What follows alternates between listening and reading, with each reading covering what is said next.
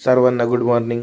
मस्त आवरून घेतलंय, जिमला निघायचंय. युवराज दादा येतोय, वाट पाहतोय. तो पण म्हणला लवकर ये जरा. मस्त हेअरस्टाईल वगैरे केली, निघालो. हे 2 डॉन आहेत उभे आहेत, ते आम्हाला भेट दिली त्यांनी पण. आणि निघालो की नाही का बाबा, चला. आयुष्यात कितीही आपल्यामध्ये व्हरायटी असली, कितीही आपल्यामध्ये चांगुलपणा असला, एका काळामध्ये आपल्याला रस्त्यावर यावंच लागतं. त्यानंतर जिम वगैरे मारून झाली. युवराज दादा सोडवायला आला, म्हणला लवकर जाऊ आपण, तुला सोडतो पटकनी. आलो, कटिंग करायची होती मस्तपैकी. जुनी हेअर कट ठेवून फोटो काढून ठेवला बाबा कसं आहे काय आपलं. मग मस्तपैकी हेअर कट झाला. आज जरा बाहेर जायचं होतं, त्यामुळे हेअरकट वगैरे केला होता. मस्तपैकी आवरलं, निघालो. युवराज दादा आला होता घ्यायला. मग आळंदीच्या दिशेने आम्ही रवाना झालो. आम्हाला खरं तर जायचं होतं एका दुसऱ्याच ठिकाणी, पण तिथं आमचं काही काम झालं नाही. मग आळंदीला गेलो. जेवण नव्हतं केलं, पहिलं जेवायला बसलो आळंदीत जाऊन. खरंच एक नंबर जेवण नव्हतं. आईला माळ घ्यायची होती, तर माळ वगैरे घेतली.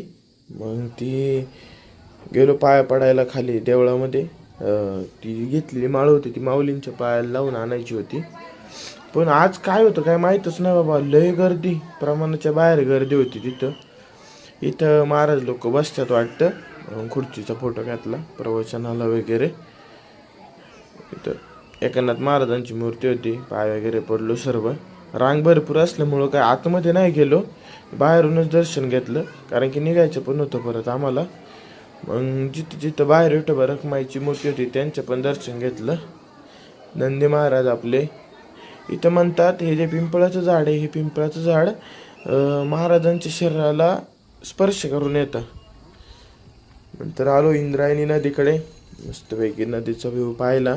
थोडीशी नदीमध्ये खराब झाले बरं का, कचरा आहे, पण लय भारी व्हावं, लय मस्त वाटतं.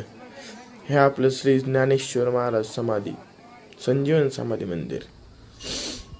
तिकडं मस्तपैकी व्ह्यू वगैरे घेतला.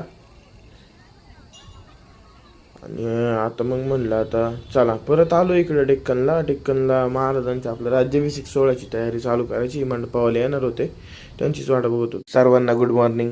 मस्त आवरून घेतलंय, जिमला निघायचंय. युवराज दादा येतोय, वाट पाहतोय. तो पण म्हणला लवकर ये जरा. मस्त हेअरस्टाईल वगैरे केली, निघालो.